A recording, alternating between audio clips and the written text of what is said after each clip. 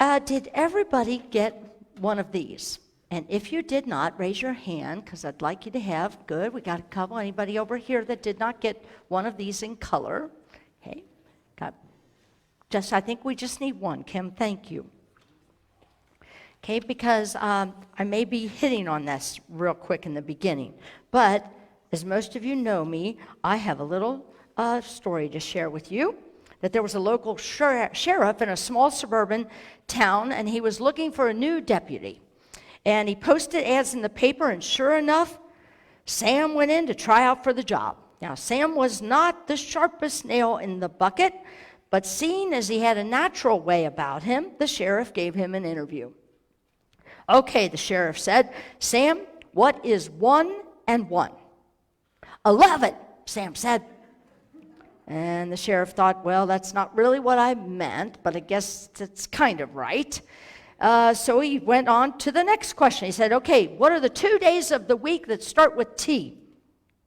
The letter T. He said, well, shucks, that's easy. Today and tomorrow. All right, the sheriff was again surprised by Sam's answer, but I guess he was technically right. So the next question he thought he would test him on. He said, now, Sam, I want you to listen very carefully. Who killed Abraham Lincoln? Sam looked a little surprised, and he thought hard for a minute. And finally, he admitted, I don't know. Well, Sam, then why don't you go home and you work on that answer for a while? And the sheriff replied with somewhat dissatisfaction and sent him on his way to think about it. Well, on the way home, Sam decided to stop at the soda fountain where all his pals were waiting to hear about the results of his interview process. And they said, how did it go, Sam? Sam was ecstatic. He said, it went great.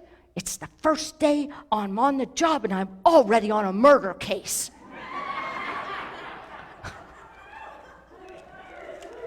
Oh, there we go. Okay. Oh, maybe they'll get better as time goes on. What's in your spiritual backpack? What is in your spiritual backpack? You were born with a backpack. You just can't see it. But you were born with 12 spiritual powers. You don't have to do anything to earn them. You have them because you are a child of God. You were instilled with faith. You were instilled with the power of strength, power of wisdom. Now, if you want to look at your color sheet, you're going to see where these are all located. As we've been going along, and this is the 4th and final week of the 12 powers teaching, you will be able to listen to this on YouTube. Every lesson is on YouTube, and it's also on our Facebook page. So you can go deeper with these if you have not heard them all. Okay, the 2nd week, we covered the power of love. Oh, this is interesting. I always find it interesting. The power of power. Remember, that's a powerful one for me. It's in the throat, and it's not speaking your truth. The power of imagination. We do that every Sunday in meditation. You are drawing on your power of imagination, but you don't realize you're drawing on your power of imagination almost every minute of the day. And of course, your subconscious mind goes to work during your sleep, and when you reach theta state, your imagination really can take over. The power of will. This was last week. The power of understanding. The power of order. Order, seeing things rightly. And then today we're going to finalize today's talk with the last 3 of the 12 powers. Zeal. Elimination. It actually is on the talk title. It says renunciation. But I thought that was just too big of a word to try and understand. I actually had to ask Alexa what that meant. And so she then told me what it was. And it's about abandoning, letting go, releasing. And Fillmore also says elimination. He uses that word. And then the last power that we're going to talk about today is life. Life. Life. There's a song, Unity song. Life is worth living. Oh, it goes on. But isn't life worth living? Yes. Yes. So, I want to tell you the reason why I have dedicated.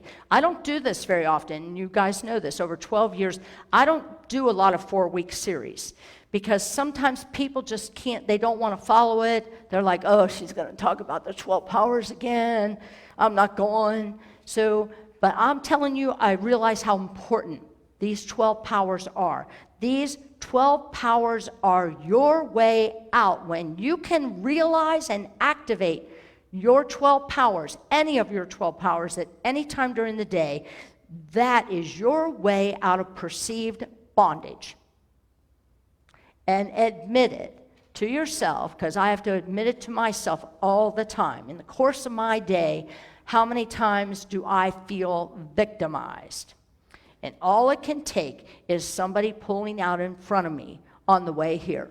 And that little bit, I feel like a victim. Let them give me the middle finger on their way passing me by. And I'm learning to just go, God bless you, instead of engaging in reaction, right? It's a wonderful, and I'm going to say this because I've said it for 12 years. I can't believe that every Unity church is not packed, because we are giving you application every Sunday on how to continue to improve your life, to not stay victim. God gave you this amazing life, and we spend so much of it in victimization and powerlessness and guilt and shame, and Unity is all about letting that stuff go. It's not true. It's not true. And reaffirming to you the truth of who you are. So, why is that leading me to a story that I want to share with you? And it's about a man named Michael Gardner, and the story is about his parents. And at the time of this story, his father is 90 and his mother is 88 years old. Mom is the driver in the family, currently at 90. Or at 88, and Dad is the navigator. Now, there's a whole story before this. Dad quit driving when he was 27 because, now remember, we're going back in the early 1900s for when they were born, and that Dad quit driving because he hit a horse, and he never ever could get over it. So Mom became the driver eventually. So Michael was driving his mom and dad home from a family event.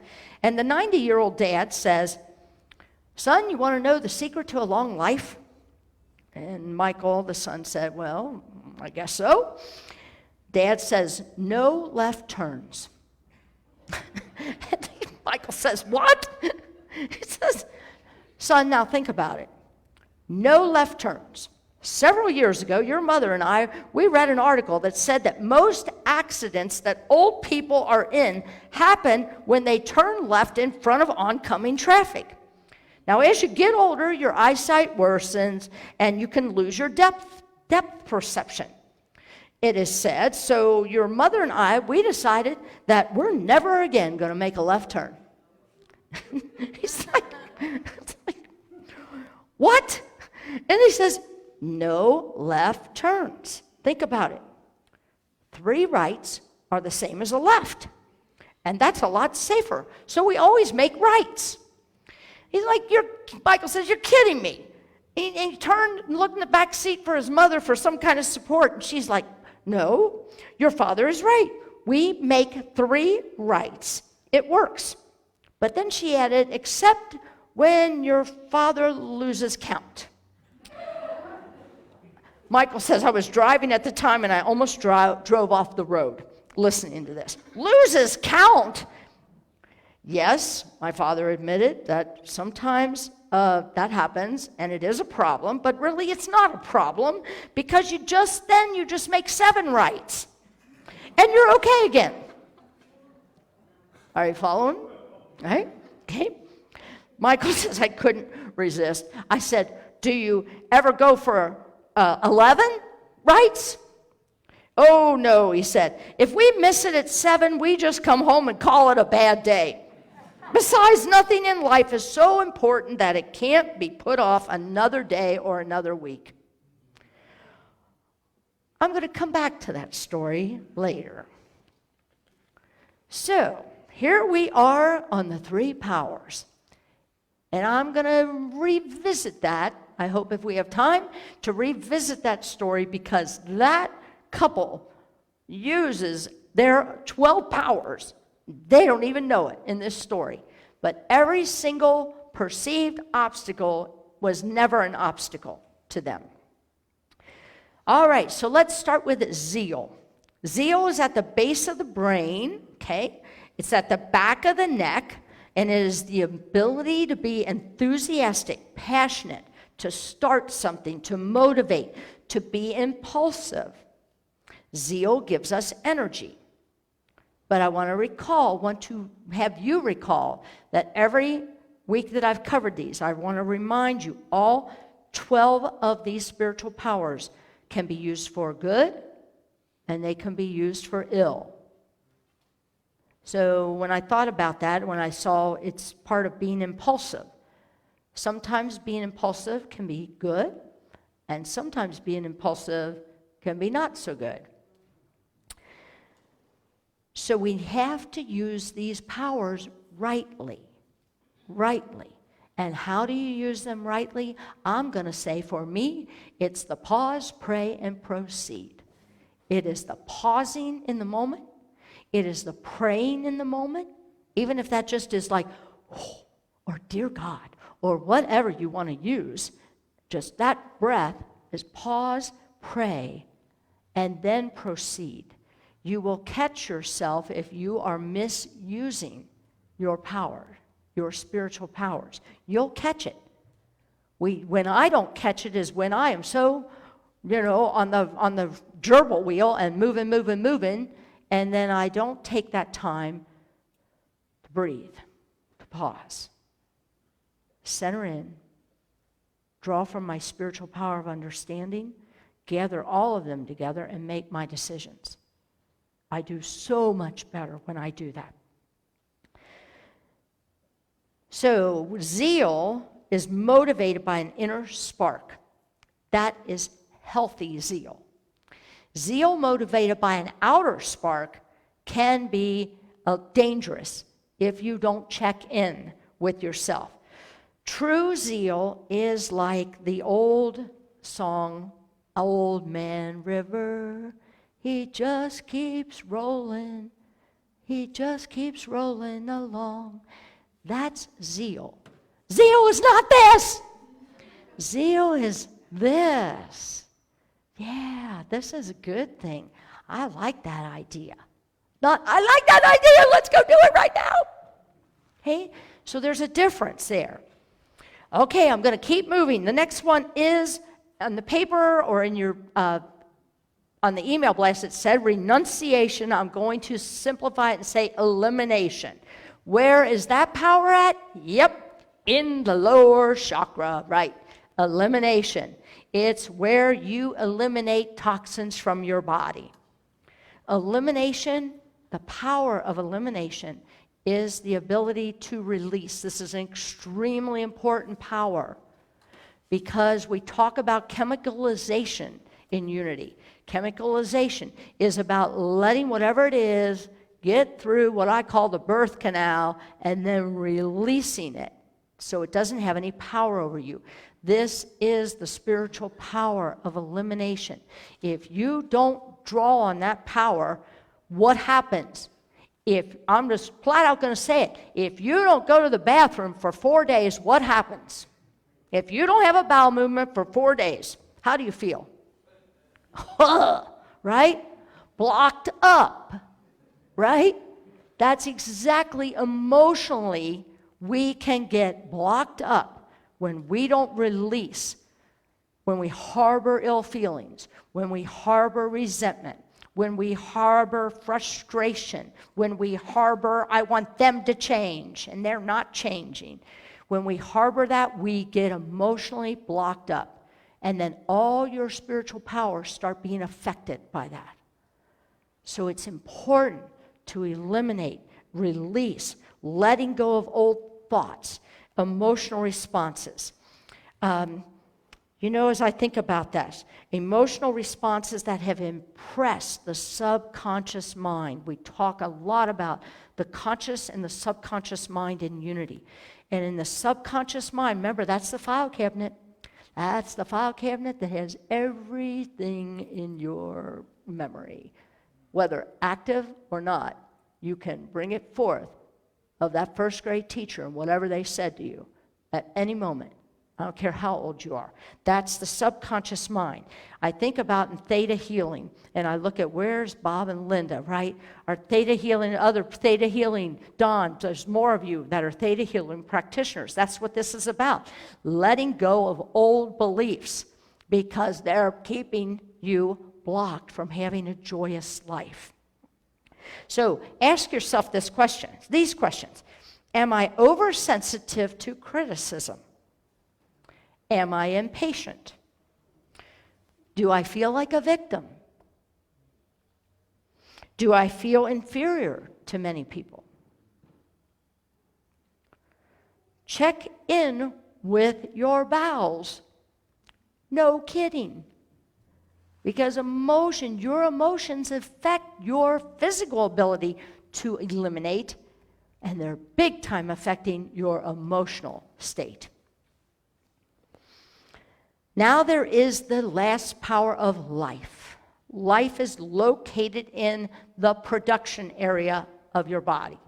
Okay? Of course, because that's where life is created from, right? Life is created from there. It is the ability to energize, enliven, animate, invigorate. I want to read to you this is called the 12-power meditation exercise. And I want to read to you about the power of life and how it can be used for good and how it can be misused.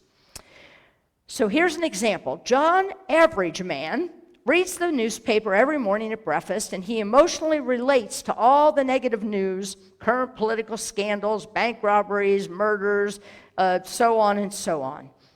Now, for us updating that would be Facebook, news, and commentaries, etc. Then he goes off to work, fighting traffic, cursing as he chooses the wrong lane, and gets held up behind a stalled car all the way to work. His molars are grinding against each other. Sound familiar for some people? At work, there's an order cancellation and a memo from the boss that makes him tense and apprehensive, like, oh God, what did I do wrong? And at lunch, he gets into an emotional discussion about inflation and politics again, and whatever the latest news story is. He arrives home weary, relaxes by spending an evening sipping martinis and dozing off in front of the television. His wife complains that he isn't romantic anymore. She might as well be married to a zombie. John, average man, has misused or wastefully used all the important life faculty through emotional indulgence. I don't know if you catch that.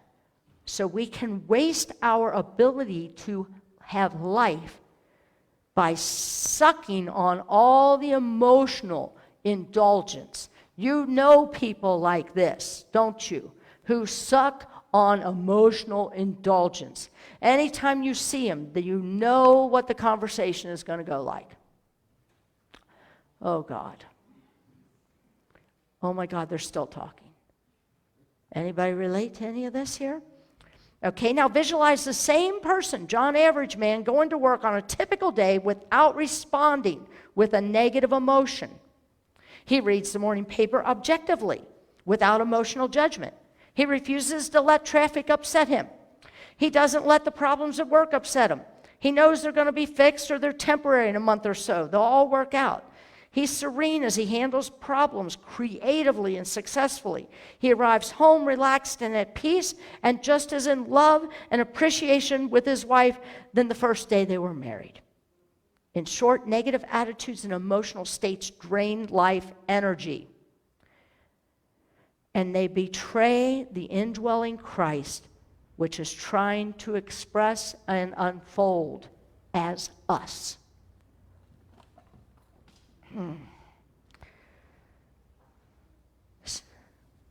So I go back to the opening story, and I look at that couple and how they live and use in right order the 12 powers.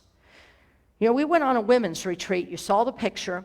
And at this women's retreat, each one of them, and I don't know if I brought it up here or not. Oh, there it is. Thank you. Oh, look, a little bitty backpack. Each one of them got a little bitty backpack, the attendees, and then inside they were instructed to put their 12 powers in there. There is someone here, and she gave me permission to call her by name. Kim Lee went to the retreat, and she said, I love this backpack idea. I'm actually pulling a power out every single day, and I'm focusing on that power for the day. My goal is that people will get these backpacks, put it on their key ring, and anytime they start to get hooked, they pull out a power. I can guarantee you, it's like opening a book and there's the page exactly what you're supposed to read.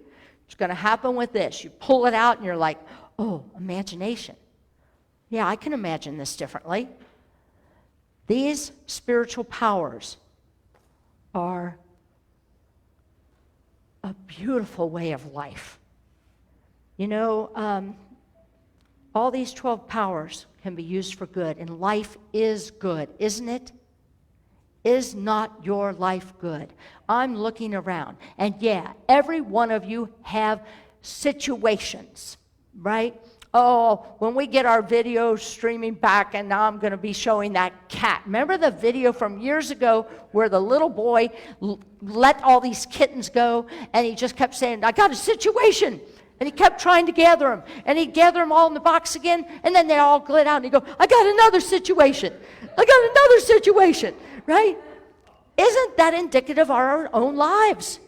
Situations are ongoing. It's how we handle them. Henry Ford said, you think you can or you think you can't. You're right. You get to choose. You know, how are we doing? Yeah, I've got time to read this, I think. If I find the right place. Yes. I'm going to read you a story. This is just a heartwarming story at a weekend seminar. This is by Alan Cohen. I love his works. And it is titled, in case you want to know, Looking in for Number One. It's an older book, but it's got great short stories. He says at a weekend seminar that I was presenting in Greece, an amiable man and a friendly gentleman named George invited me to lunch on the following day, and I accepted. But when the time came, however, I felt as if an invisible hand was pressing against me to say, don't go. Don't go. You need to cancel. You need to cancel. So I decided to follow my instincts, and I told George that I needed some quiet time and suggested that we set another time to sit together during the seminar. So when I arrived at the nightclub that night, I saved George's seat because that's where we arranged that maybe we'll meet each other that evening. So I saved him a seat, but he never did come and fill it. Later that evening, I found George sitting in a distant booth with a lovely woman. When I told him I saved him a seat, he laughed and explained that he had a date with destiny. This afternoon, when we didn't go to lunch together, I went out with some of the seminar participants. Then I met Helen, and as you can see, we really hit it off. George and Helen smiled and toasted their champagne glasses for their meeting. I smiled too as I made my way back to my seat, considering the powerful synchronicity that had occurred. It was absolutely perfect, nothing less than divine guidance, that I felt moved to cancel my lunch with George, even while the guilt tugged at me. I was assisting him in being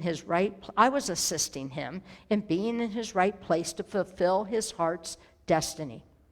My encounter with George is not an isolated miracle. At every moment, the voice of wisdom is emanating from within your soul, broadcasting impeccable guidance, like a radio station always on the air. The voice of God is as loud as your willingness to listen. When you find yourself at the crossroads of choice, practice moving with your joy instinct.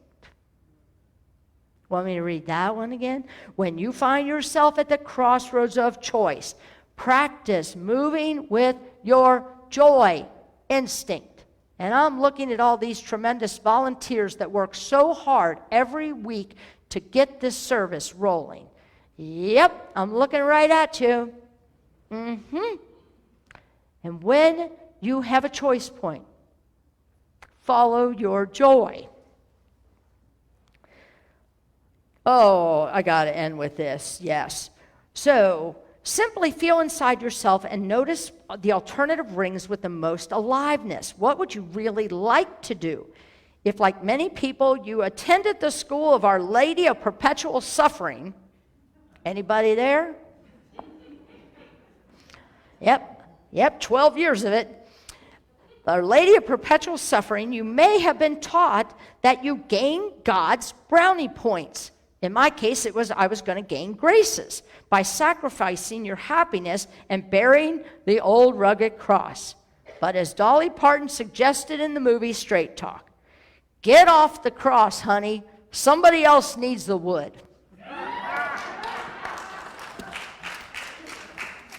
This is unity principle number 3. I'm ending with that.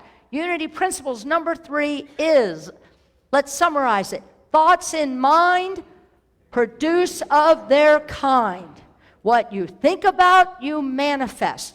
Same with all 12 powers. So with that, I bless you and I encourage you to get off the cross because somebody else can use the wood. We can use the wood. We're renovating a barn. Yes, so you can get off the cross and donate your wood so we can renovate our barn. What a good segue was that. We are at $11,300 on a $20,000 project. We need your help, but we're getting there, and we're also building a new sound booth in the back, and we could use your wood there too, so get off the cross. Give us your wood. So with that, I end with Namaste. Namaste means that the Christ within me truly sees and honors that Christ presence. It's so good to see you all. That Christ presence in each and every one of you. Namaste. Namaste.